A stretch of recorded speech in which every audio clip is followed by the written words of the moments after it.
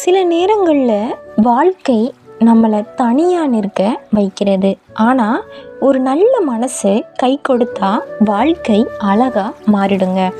ஒரு கிராமத்தில் மாரிமுத்துன்னு ஒரு உழவன் இருந்தாங்க. தினமும் கடுமையாக உழைச்சி குடும்பத்தை நடத்துனாங்க. ஆனால் ஒரு வருஷம் மழையே வரல. அவன் வயல் முழுக்க காஞ்சு போய் இருக்குது. மனசு உடஞ்ச மாரிமுத்து கிராம கடைக்காரர் சண்முகத்திட்ட போய் நிற்கிறாங்க. கஷ்டத்தை கேட்ட சண்முகம் சொல்கிறாங்க, நீ தனியாக இல்லை, நாம் சேர்ந்து உழைப்போம்ண்டு. அடுத்த நாள் முதல் மாரிமுத்து கடையில் வேலை பார்க்குறாங்க.